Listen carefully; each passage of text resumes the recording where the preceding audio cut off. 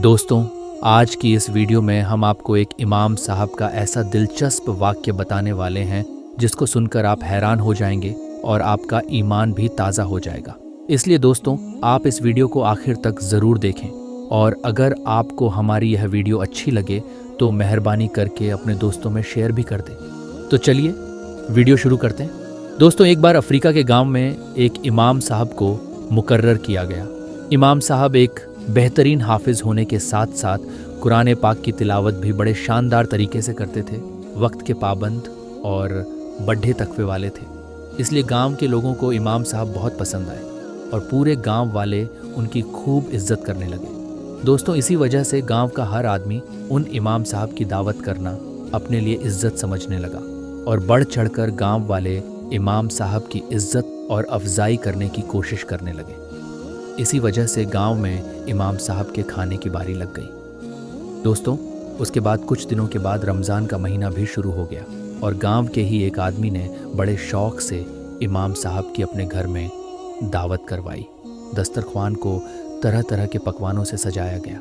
इमाम साहब खाने से फारिग होने के बाद खुश दिली से घर वालों को दुआएं देते हुए वहाँ से रुखसत हो गए। दोस्तों, जो इमाम साहब वहाँ से चले गए तो उसके बाद उस शख्स की बीवी उस दस्तरखान को समेटने के लिए आई तो उसे याद आया कि उसने दस्तरखान के पास कुछ पैसे रख दिए थे जो वो भूल गई थी। उसने जल्दी से अपने उन पैसों को ढूंढा तो वो पैसे वहाँ पर नहीं मिले। उसने इधर उधर ढूंढा मगर उसको वह पैसे कहीं भी नहीं मिले। उसके बाद जब उसका शौहर नमाज पढ़कर वापस आया तो उसकी बीवी ने सारा माजरा उसको सुनाया। शौहर ने भी उन पैसों के ताल्लुक से लायमी का इजहार किया, यानी कि शौहर ने भी यही कहा कि उसको नहीं मालूम कि वह पैसे कहाँ हैं।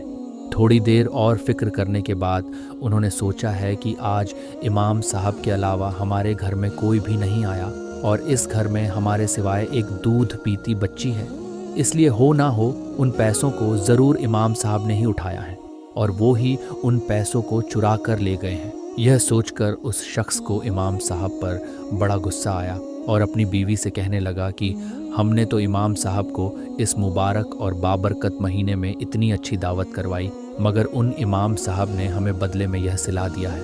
मगर इन लोगों ने शर्म के मारे इमाम साहब को पैसों के बारे में पूछना मुनासिब नहीं समझा, मगर वह उस दिन के बाद से उन इमाम साहब से कतराने लगा।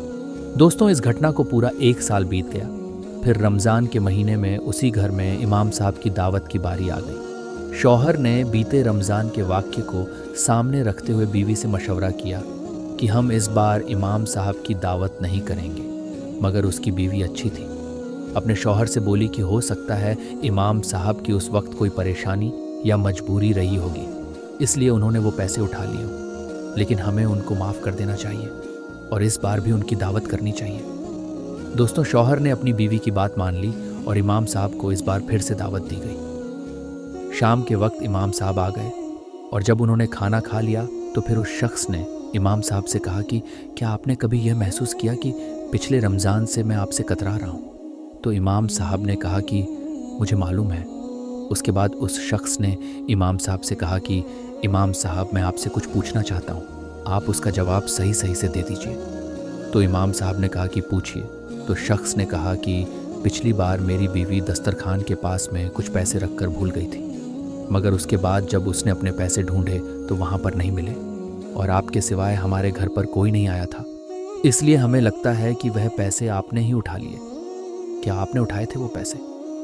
तो यह सुनकर इमाम साहब ने फ़ौरन जवाब दिया कि जी हाँ, वह पैसे मैंने ही उठाए थे। यह सुनकर उस शख्स के होश उड़ीच गए।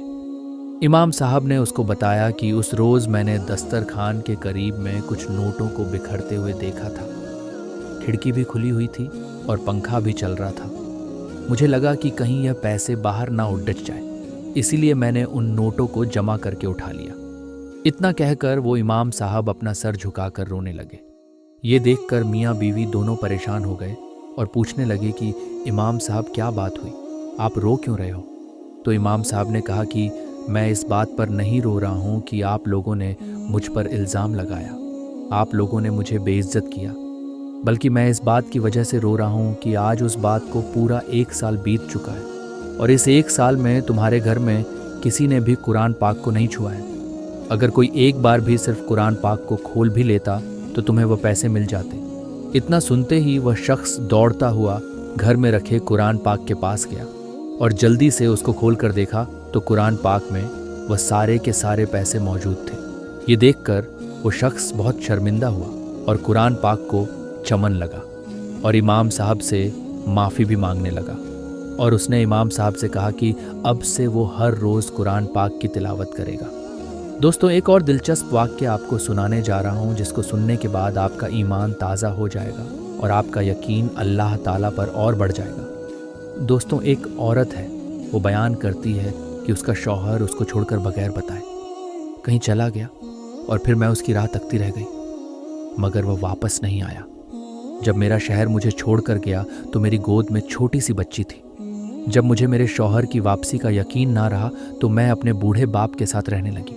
मेरा बाप भी इस तरह बूढ़े हो चुका था कि अब वह मजदूरी करने और पैसे कमाने जैसा नहीं था। हमारे हालत आए दिन बिगड़ते जा रहे थे और नौबत फाकों तक आ पहुंची थी। एक दिन मेरी बच्ची को शदीद बुखार आ गया और फिर घर में भी खाने को कुछ नहीं था। दवाई के लिए पैसे तो दूर की बात थी। मैं सख्त परेशानी की हालत में बैठी रो रही थी। हमारी मदद करने वाला कोई नहीं था। अचानक मेरे दिल और दिमाग पर अल्लाह ताला का यह इरशाद छा सा गया कि कौन है जो सुनता है जब वो उसको आवाज़ देता है और उसकी मुसीबत को दूर करता है, जो कि सूरह नमल की आयत है। अल्लाह की इस आयत ने मेरे अंदर अल्लाह रब्बुल इज़्ज़त की जात पर ऐसा भरोसा और तवक्कुल पैदा कर दिया कि मैं उठी और अपनी बेटी के माथे पर ठंडे पानी की पट्टी रखी। उसके बाद वजू किया और 2 रकात नमाज की नियत बांधकर नफिल नमाज अदा की और दोबारा नमाज की नियत बांधकर अल्लाह के हुजूर सजदा रेज हो गई। बच्चे की तकलीफ़ की वजह नमाज भी मुख्तसर सी पढ़ी, मगर दिल में अल्लाह की जात पर अजीब सा तवक्कुल और भरोसा जाग उठा था। मैं इसी अमल को बार बार दोहरा रही थी। 2 रकात पढ़ती और दुआ करती है और बच्चे की पट्टी चेंज कर दी। मैंने इस अमल को 4-5 बार दोहराया होगा कि हमारे दरवाजे पर दस्तक हुई। मैं और मेरे वालिद साहब दोनों परेशान थे कि रात को इस वक्त दरवाजे पर कौन हो सकता है। वालिद साहब ने पूछा कि कौन है, तो बाहर से आवाज़ आई, मैं डॉक्टर हूँ। उन्होंने दरवाज़ा खोला तो डॉक्टर ने अंदर आते ही पूछा, मरीज़ कहाँ है? हमने बच्ची की तरफ इशारा कर दिया। डॉक्टर ने बड़ी तसल्ली से मेरी बच्ची को चेक किया, फिर कागज़ की सीट पर कुछ लिखा और मुझे थमते हुए बोले, लाइए मेरी फ़ीस में चलता हूँ और ये दवाई लाकर बच्ची को इस्तेमाल करा देना। मैंने डॉक्टर से कहा कि हमारे पास तो फ़ीस नहीं है। डॉक्टर को गुस्सा आ गया और गुस्से में डॉक्टर बोला कि अगर फ़ीस नहीं थी तो इस वक्त मुझे फ़ोन करके क्यों बुलाया? मुफ्त में थोड़ी चेकअप होता है।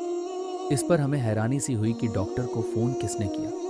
अलबत्ता मैंने हिम्मत करके डॉक्टर को बताया कि हमने तो फ़ोन नहीं किया, बल्कि हमारे पास तो फ़ोन भी नहीं है, हमारे घर में खाने के लिए भी कुछ नहीं है, हम ये दवाई कैसे ला सकते हैं? इस पर डॉक्टर थोड़ा नॉर्मल हुआ और पूछने लगा, ये सैयद साहब का घर नहीं है। उस औरत ने बताया कि जी नहीं, उनका घर आगे वाली गली के नुक्कड़ पर है। तो वह डॉक्टर साहब खामोशी से चला गया। मैं वापस अपनी बच्ची के पास बैठ गई। थोड़ी देर गुजरी ही थी कि दोबारा दरवाजे पर दस्तक हुई। वही डॉक्टर दोबारा हमारे घर पर आया और उसने कहा कि मैं उस वक्त तक नहीं जाऊंगा जिस वक्त तक आप लोगों की पूरी कहानी मालूम न कर लूं। मैंने सारा माजरा उसको सुनाया। उसने हमें तसल्ली दी और खुद जाकर मार्केट से दवाइयाँ खरीद लाया और साथ में हमारे खाने पीने के लिए भी काफ़ी कुछ लेकर आया। उसने अपने हाथों से मेरी बच्ची को दवाई पिलाई और जाते वक्त यह कहकर गया कि अब आपको किसी किस्म की फ़िक्र करने की ज़रूरत नहीं है, हर महीने आपको ज़रूरत का सामान पहुंचा दिया करूंगा। तो दोस्तों, ये है अल्लाह पर भरोसा और तवक्कुल का सिला।